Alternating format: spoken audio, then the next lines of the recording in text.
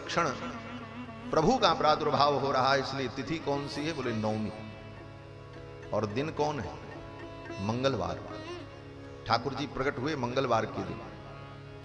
और मंगल का मतलब ही है शुभ, और सारे संसार का मंगल करने के लिए भगवान प्रकट हुए। इसलिए भगवान मंगल कुंवार है। और ये हैं कौन? बोले मंगल भवन है। मंगल में भी मंगलत्व नाम का जो धर्म है वो धर्म भी भगवान है। इसीलिए वेदव्यास जी कहते हैं कि पवित्राणाम पवित्रम यो मंगलानाम च मंगलम। जो पवित्र के भी पवित्र हैं और मंगल के भी मंगल है। इसी श्लोक का भावानुवाद गोस्वामी तुलसीदास जी ने किया। मंगल भवन अमंगल हारी, द्रवहु सुदशरथ अजिर बिहारी। ठाकुर प्रकट हुए अयोध्या में, महान उत्सव हुआ। श्री दशरथ जी महाराज ने अपना खजाना खोल दिया, लुटाओ। मंत्रियों से कहा खजाना खोल दो, लुटाओ। इस खुशी के अवसर पर, आनंद के अवसर पर श्री दशरथ जी महाराज ने खूब लुटाया, सर्वस्व दान किया महाराज। और विशेषता क्या थी? बोले जो कुछ दशरथ जी ने लुटाया, लूटने वाले भी लेकर के नहीं गए, उन्होंने भी लुटा दिया, तुम ले जाओ। तीसरे ने लिया, उसने भी उठा करके दूसरे को दे दिया, तुम ले जाओ। इस प्रकार सर्वत्र आनंद बरस रहा है और सभी लोग लुटा रहे हैं। जो पाया वो भी अपने पास नहीं रखा। श्री गोस्वामी जी महाराज कहते हैं लुटा करके दशरथ जी ने अपना कोष, अपने कोष में जो माल था वो सब लुटा दिया। इसलिए माल कोष में सर्वस दान दीन सब काहू, सर्वस दान दीन सब काहू। यही पावा राखा नहीं ताहू, यही पावा राखा नहीं ताहू। सर्वस दान दीन सब काहू, सर्वस दान दीन सब काहू, सर्वस दान दीन सब काहू, सर्वस दान दीन। सबको सब कुछ दिया दशरथ जी महाराज ने। और विशेषता क्या थी? बोले जय पावा राखा नहीं ताहू। दे दे करके लोगों ने अपने घर को खाली कर दिया। देत सबन मंदिर रितये, तुलसीदास पुनि भरे देखियत राम कृपा चितवनी चितये। राम जी की कृपा ऐसी बरस रही तुम्हारे कि लोग दे दे करके घर खाली कर रहे हैं, और फिर जाकर के देखते हैं तो घर में खजाना भरा हुआ। देत सबन मंदिर रितये, तुलसीदास पुनि भरे देखियत राम कृपा चितवनी चितये। सब भरा है। क्यों? बोले भगवान के कार्य के लिए, परमार्थ के लिए, धर्म के लिए, परोपकार के लिए व्यक्ति अगर धन लुटाता है, द्रव्य का दान करता है, तो कभी कमी नहीं होती। दान किए धन ना घटे जो सहाय रघुवीर, तुलसी पंछी के पिए घटे न सरिता। धर्म के कार्य में धन का विनियोग करने पर कभी धन घटता नहीं, और वास्तव में धन का प्रयोजन धर्म ही है। बोले महाराज धन से हम सुखी होंगे। बोले धन से आप सुखी नहीं हो। धन के द्वारा जब धर्म होगा तब धर्म के द्वारा आप सुखी हो। बीच में धर्म को छोड़कर डायरेक्ट लोग धन से सुखी होना चाहते हैं। यह सूक्ष्म अंतर है। इसीलिए हमारे आचार्यों ने कहा धनात् धर्मः ततः सुखम। धनात् धर्मः ततः सुखम। धन से पहले धर्म हो और तब सुख आएगा, और धर्म को छोड़कर धन के द्वारा सीधे सुख को पकड़ने चलोगे, सुख भी चला जाएगा और धन भी चला जाएगा। ये सिद्धांत धनात् धर्मः ततः सुखम। इसलिए धर्म के कार्य में धन का विनियोग करने में व्यक्ति को संकोच नहीं करना चाहिए।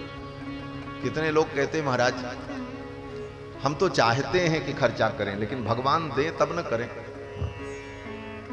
लोग कहते हैं भगवान दे तो हम तो करने के लिए तैयार हैं। बोले भगवान ने जो दिया है उसी में से करने का अभ्यास करो, उसके लिए अलग बजट बना करके भगवान नहीं देंगे। हाँ। लोग सोचते हैं दान करने वाला बजट अलग से भगवान दें तब हम दान करेंगे, तब हम धर्म करेंगे। भगवान अलग से बजट बना करके आपको देंगे तब आप धर्म करेंगे, ऐसा नहीं। जो दिया है उसी में धर्म करें। धनात् धर्मः ततः सुखम, तब सुख की प्राप्ति होगी। लोगों ने खूब लुटाया, परम आनंद हुआ महाराज। दूर दूर की गोपियों ने, सखियों ने, सीमंतनियों ने जब सुना कि अयोध्या में दशरथ जी के महल में बालक प्रकट हुआ है तो बधाई देने के लिए स्त्रियां अपना श्रृंगार करके चल पड़ी महाराज। अजिया सास के जमाने की श्रृंगार सामग्री निकाला महाराज। कड़े पहने, छड़े पहने, बाजूबंद पहने, गले में हार पहने, विविध आभूषण पहनकर अलंकृत होकर मांगलिक द्रव्यों को लेकर के सीमंतनियां, बधूटियां श्री दशरथ जी महाराज को, महारानी कौशल्या को बधाई देने के लिए अपने अपने घर से चल पड़ी महाराज। वृंद वृंद मेरी चली लुगाई, वृंद वृंद मेरी चली लुगाई, सहज श्रृंगार किए उठ धाई, सहज श्रृंगार किए उठ धाई, कनक कलश मंगल भरिधारा, कनक कलश मंगल भरिधारा, गावत बैठई भूप द्वारा, गावत बैठई भूप द्वारा, वृंद वृंद बिली चली लुगाई, वृंद वृंद बिली चली लुगाई, वृंद वृंद बिली चली। समूह में बधूटियां बधाई देने के लिए श्रृंगार करके चल पड़ी। उन गोपियों के, उन बधूटियों के श्रृंगार का वर्णन श्री गोस्वामी जी महाराज करते। सहज श्रृंगार किए उठे धाई। वृंदावन में भी भगवान श्री कृष्ण प्रकट हुए तो गोपियों ने भी खूब अपना श्रृंगार किया। बधाई देने जा रहे हैं तो सज करके जा रहे हैं। वेदव्यास जी कहते हैं कि गोप्यस्वमृष्टमणिकुंडल निष्ककंठश्चित्रांबरापथि शिखाच्युतमाल्यवर्षाः नंदालयं सबलया व्रजतिर्विरेजुर्व्यालोलकुंडलपयोधरहार शोभाः। श्रृंगार करके, सज करके बधाई देने के लिए जा रहे हैं। गोपियों ने इतना सुंदर श्रृंगार किया, किसके लिए? बोले भगवान के लिए। अयोध्या की सीमंतनियों ने श्रृंगार किया, किसके लिए? बोले भगवान के लिए। श्रृंगार करना चाहिए, सजना चाहिए, लेकिन दुनिया को रिझाने के लिए नहीं, ठाकुर को रिझाने के लिए सजो तो ये सजन भी भक्ति। खूब सजो, अच्छे कपड़े पहनो, खूब शान शौकत से रहो, लेकिन किसके लिए? बोले अपने ठाकुर के लिए। अपने ठाकुर के सामने हमें जाना है तो फटीचर बन के थोड़ी जाएंगे। हमारे अयोध्या में एक बड़े सिद्ध कोटि के महात्मा हुए श्री बिंदु जी महाराज, जिन्होंने मोहन मोहनी की रचना की। उनके पद बड़े अद्भुत हैं। श्री बिंदु जी महाराज बड़े शौकीन महात्मा महाराज, ऐसे दिव्य आभूषण श्रृंगार से सजे रहते। नहा धो करके जब कहीं चलना हो, तैयारी हो, तो उनके शिष्य गुलाब और केसर के इत्र लेकर के उनके चरणों में मलते थे। चरणों में इत्र लगाया जाता। किसी ने कहा महाराज महात्मा होकर के इतनी शौक, ये ठाट बाट। कभी कभी महात्माओं की शौक और ठाट बाट लोगों के आंखों में गड़ती, तो कहते महाराज महात्मा होकर के ये शौक। तो महात्मा बड़े विचित्र थे। श्री बिंदु जी महाराज ने कहा देखो, हमारे शौक का और हमारे सजने का कारण है। बोले क्या? बोले संसार में एक जो राष्ट्रपति होता है, प्रधानमंत्री होता है, उसके जो सेवक होते हैं कितने ठाट बाट से रहते हैं। अगर वो फटीचर बन करके रहे तब, बोले तो प्रधानमंत्री और राष्ट्रपति की तौहीन हो जाएगी। उनके परिकर हैं, उनको एकदम सुव्यवस्थित होना चाहिए। और हम किसके परिकर हैं?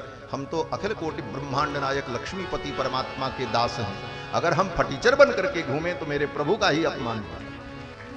भगवान लक्ष्मीपति के दास होकर के दरिद्र बन करके घूमे। ठाकुर ने दिया है तो शौक से आनंद से रहो, और बड़े शौक से रहते महाराज, खूब आनंद में।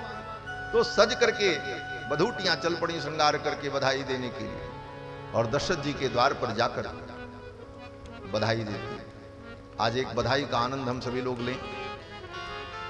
हम लोग लक्ष्मण बाग के इस पवित्र प्रांगण में बैठे हैं। इस संस्थान के मूल पुरुष रीवा के महाराज श्री रघुराज प्रताप सिंह जी, जो भगवान के परम भक्त हुए, उन्होंने भक्तमाल भी लिखी है, भक्तों के चरित्र का वर्णन किया है। श्री रघुराज प्रताप सिंह जी के बड़े सुंदर सुंदर पद हैं, उनकी रचनाएं हैं, जो भगवान के संदर्भ में भगवान की विविध लीलाओं का उन्होंने वर्णन किया है। राजा होकर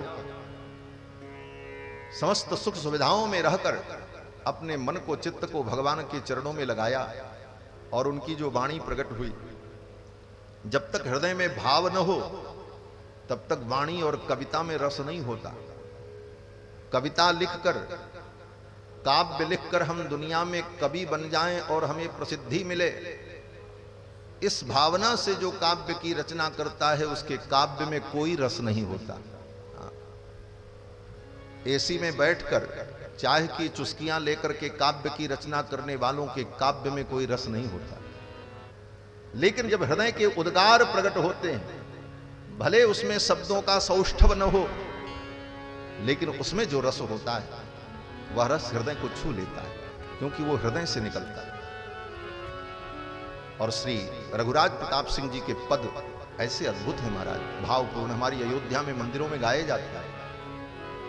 और रघुराज प्रताप सिंह जी का एक पद है, नायिका भाव में राम जन्म महोत्सव का आनंद अनुभव करते हुए कहते हैं, सखी भाव में अनुभव करते हुए कहते हैं, सखियों चलो महारानी कौशल्या को हम बधाई दे करके आए, बधाई देने चलो वारी वारी। बधाई देने चलो बारी बारी, बधाई देने चलो बारी बारी, बधाई देने चलो बारी बारी, बधाई देने चलो बारी बारी, देने चलो बारी बारी, बधाई देने चलो बारी बारी, बधाई देने चलो बारी बारी, बधाई देने चलो बारी बारी, बधाई देने चलो बारी बारी, बधाई देने चलो बारी बारी।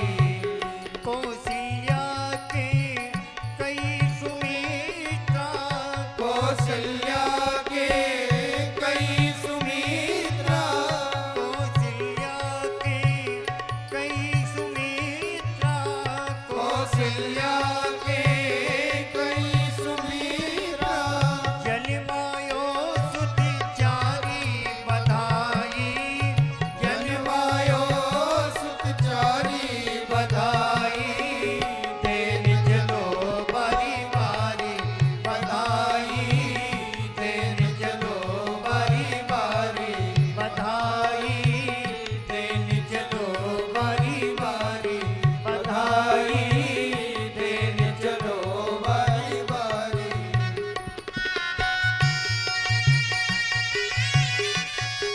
बधाई हो।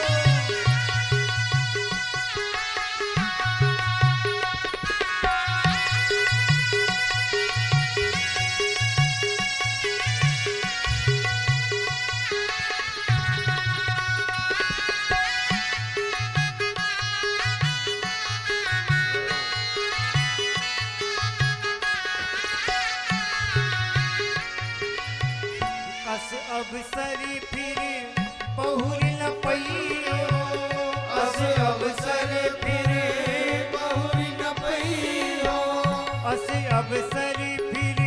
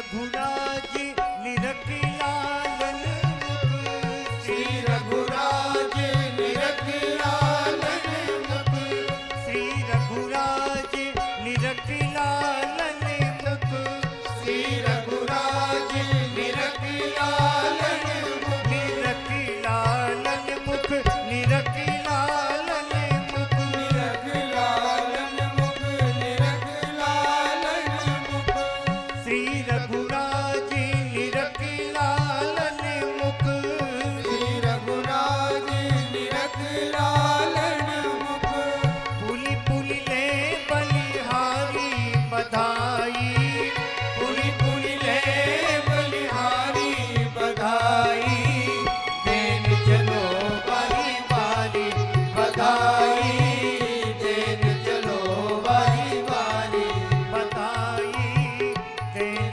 चलो बारी बारी, बधाई, देन चलो बारी बारी।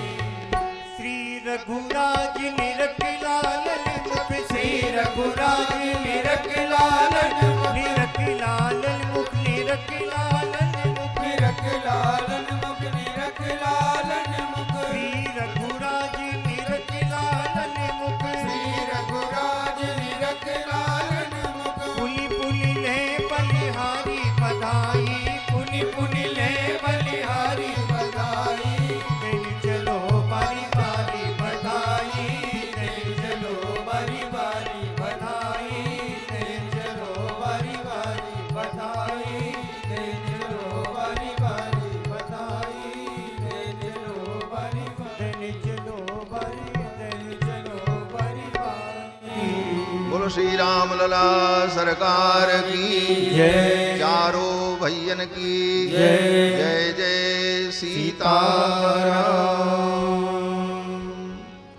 महाराज श्री रघुराज प्रताप सिंह जी कहते हैं कि भगवान के इस मनोहर रूप को देख करके बलिहार हो जाना चाहिए।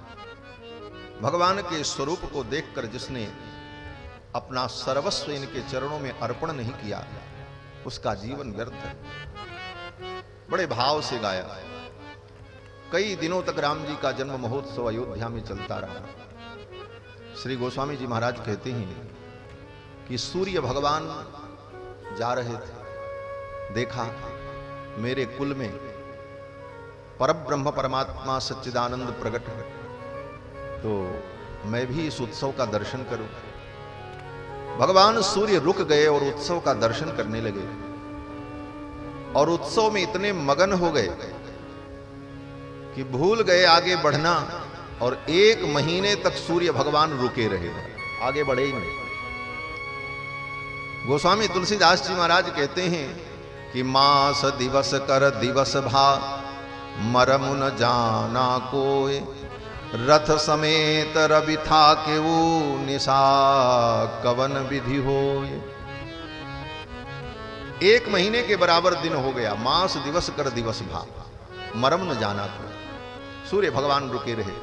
बाद में सूर्य भगवान ने उत्सव का आनंद लेकर फिर आगे की यात्रा की। इस प्रकार अयोध्या में परम आनंद हुआ। कई दिनों तक ये उत्सव चलता रहा। दूर दूर से लोग बधाई देने के लिए आते रहे। बड़े बड़े ऋषि मुनि महात्मा जो अयोध्या के सन्निकट